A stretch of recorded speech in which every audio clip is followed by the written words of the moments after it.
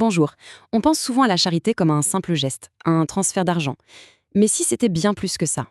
Si c'était en fait une véritable discipline de l'esprit et du caractère? C'est ce qu'on va explorer ensemble. On va plonger dans 14 versets de la sourate Al-Baqarah du Coran pour y découvrir une philosophie du don et bien beaucoup plus profonde et nuancée qu'on ne pourrait l'imaginer. On entre directement dans le vif du sujet avec cette image qui est vraiment puissante. Dès le départ, le Coran nous dit que la logique de la générosité n'est pas une simple addition. Non, elle est exponentielle. Un seul grain peut en donner 700.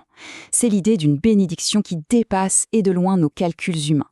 On va donc commencer par là, par explorer ce concept de base, celui du don charitable, qu'on appelle infaq, et cette promesse incroyable de retours qui sont à la fois immenses et bénis. Alors, pour vraiment saisir toute cette philosophie, il faut comprendre ce mot-clé, infaq. Il est crucial. Il ne s'agit pas de dépenser au sens d'une perte, pas du tout. C'est vu comme un investissement, un placement dont les bénéfices ne sont pas seulement spirituels, pour le delà, mais aussi sociaux, pour cette vie. Ok, avançons un peu. Ce qui est fascinant, c'est que juste après cette promesse de récompense abondante, le texte enchaîne immédiatement avec des règles très strictes sur la façon de donner. Ce qui frappe ici, c'est l'accent mis sur l'impact psychologique. Le don se doit d'être propre et pas seulement au sens matériel. C'est surtout au niveau émotionnel. L'acte de donner en soi ne suffit pas. Ce qui est absolument essentiel, c'est que le geste préserve la dignité de la personne qui le reçoit. Et ça nous amène à ce concept, le minnet. C'est un point capital. C'est le fait de rappeler son don, de faire sentir à l'autre qu'il a une dette. C'est un préjudice émotionnel qui en fait vient complètement annuler la valeur spirituelle de la charité. Le don se transforme alors en une forme d'humiliation.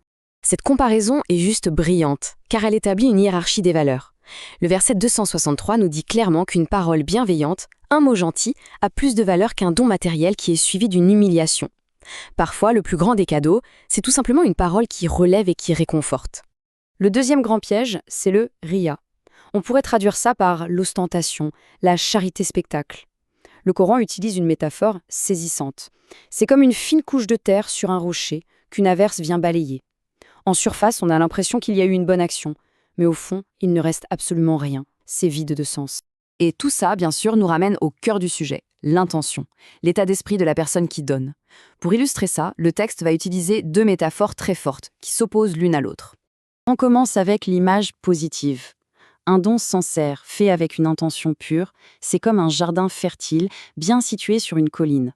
Il est tellement bien enraciné que même une petite pluie suffit à le faire prospérer et à doubler sa récolte.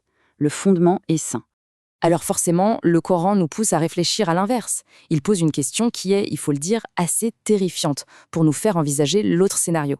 Et la réponse est une image choc. Imaginez le travail de toute une vie, ce magnifique jardin qui part en fumée, consumé par un tourbillon de feu, pile au moment où on en a le plus désespérément besoin.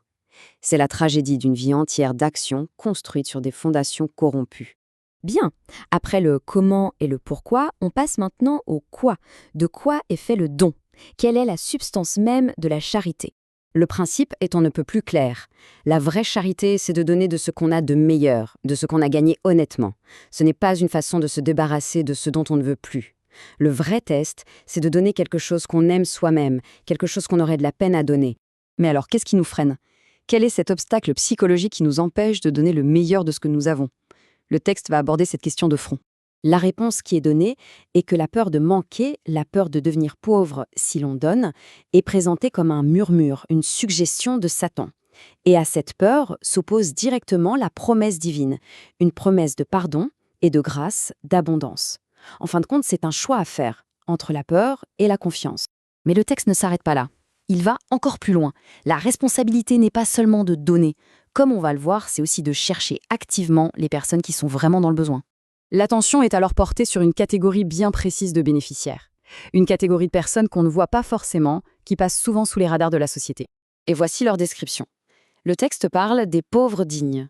Ce sont ces personnes dont la fierté, le respect de soi, les empêchent de tendre la main.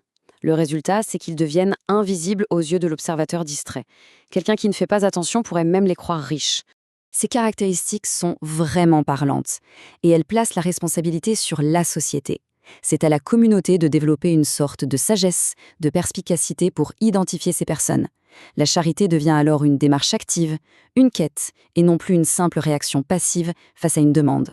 Et on arrive à la conclusion de ce passage. Le texte culmine en décrivant l'état intérieur qui est atteint lorsque le don n'est plus un acte ponctuel, mais qu'il devient une partie intégrante de la vie. L'idéal qui est présenté ici, c'est un flux ininterrompu de générosité. De nuit comme de jour, en cachette comme publiquement, le don n'est plus un événement. Il devient un état d'être, une seconde nature. Et là, on comprend que la récompense ultime n'est pas matérielle. Ce n'est pas de devenir plus riche. La récompense, c'est un état de paix intérieur absolu. Une vie libérée des angoisses, de la peur et du chagrin.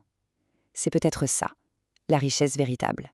Au final, cette analyse nous montre que le Coran ne voit pas la richesse comme une simple possession. C'est une responsabilité, un dépôt qui nous est confié. Ce qui nous laisse avec cette question fondamentale sur sa finalité. Est-ce que la richesse est un but en soi, quelque chose à accumuler, ou est-ce un outil à faire circuler pour le bien de tous ?